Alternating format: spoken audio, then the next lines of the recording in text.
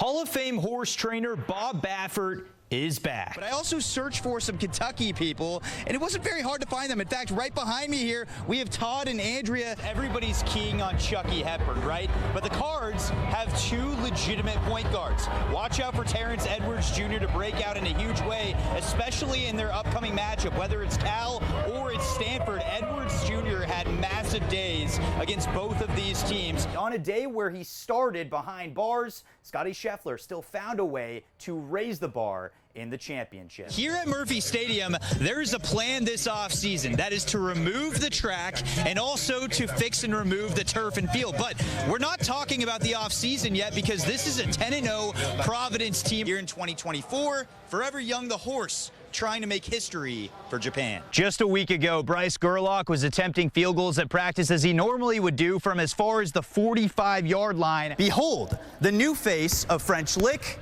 Dion Edwards. Picture 53,000 fans in attendance right here at Memorial Stadium, going wild, waving those rally towels, and more importantly, able to help will their team to secure a win. You're already showing what you're capable of doing. So what is the next step for you here, as you still have so many years ahead of you before you even think about the college level? He is going to be integral for this lineup. He hit 290 in his rookie season. Cards fans not particularly thrilled by the seed the Cards received on Selection Sunday.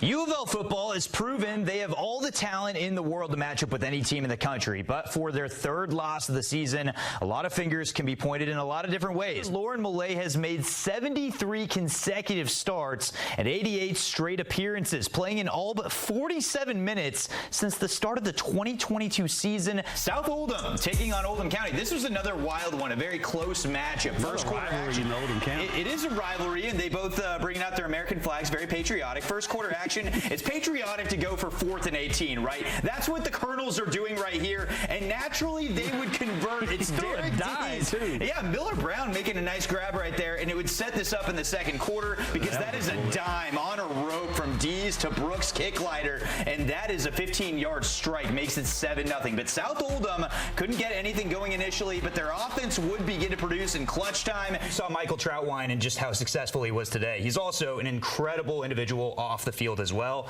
I have on a wristband right now, and as you can see, it says, "Love you, man." I'll put it right in our screen. "Love you, man." That is the saying that they have for his organization that he and his dad have kind of put together here, and it's become a huge organization. They've reeled in $1.8 million for the cause of focusing on mental health. Specifically, it's called Will to Live. We'll have a feature on both Michael Troutwine as well as his father, John Troutwine, coming up next week. Fans that go to Bats games regularly probably recognize the man behind home plate, Michael Troutwine, but his story is one they probably have not heard. And I had the chance to sit down with him and discuss how baseball and mental health have blended together for him and for his family through their foundation, Will to Live.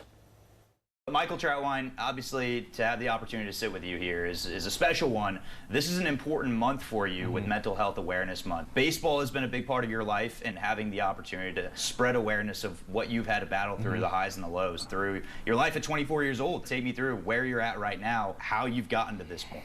As it pertains to mental health, it's been something that's huge in our family, and me personally, in dealing with it in the context of sports, sometimes, you know, in the past it's been kind of overlooked, or there's been a stigma around it, and you know, as of late, teams and organizations across all sports have kind of taken a step towards acknowledging it and doing something about it and talking about it. For my family's sake, we lost my brother Will in 2010, so almost 14 years ago now, and he was 15, and he was a freshman in high school, and he was an athlete and a musician, and you know, he had a bunch of friends, and we thought things were going great, and we didn't know anything was wrong, and it kind of just was a shock for a lot of us. My dad pretty much immediately said, "We got to do something about this, and we have to use this to help." He's been amazing in kind of turning this tragedy into something we can help others with, and that was the point of the foundation, the Will to Live Foundation. We started, you know, weeks after my brother's death. We've made it our job to kind of help people out and get people talking about mental health and suicide and depression and anxiety, and especially in teens. Talk to me a little bit about your brother and your connection with your brother. He was your older brother. Like any 10-year-old kid, he was my hero. You know, I'm a catcher now, and he was a catcher. That was the first position he played, and I was 6 years old and wanted to be a catcher, and because of him, and I play a little guitar, my family's very musical, and he was the first one to kind of dive into it. It hurt to lose him, and he was someone that we looked up to, and you know, he's the oldest brother. We have a saying, it's called "Love You Man." That's our motto, and it's just that little, hey, love you man, when you're saying goodbye to a buddy, because you never know what the last, you know, words you might say or when the last time you'll see someone, and that's something we learned the hard way. Even just that 3-word saying, I mean, how important is that to you to be able to spread awareness and do it in that kind of way?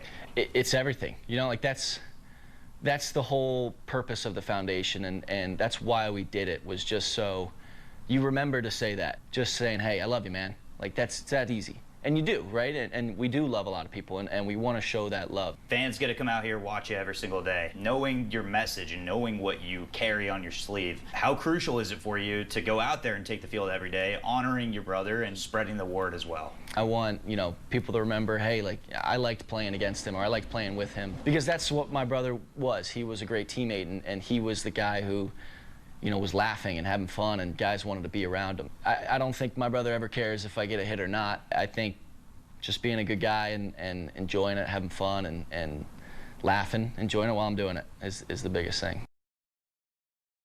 Well, as for the Love You Man slogan the foundation has come up with, and of course Troutwine had mentioned in our interview as well, they've handed out 60,000 of these wristbands that I have right here on my hand right here, which is awesome. So it was really a great cause that they're serving, and also they've served 3,000 high schools on top of that, reeling in $1.8 million in the process. So an incredible cause. And of course, to watch our full interview and learn more about the Will to Live Foundation, you can visit our website at wave3.com.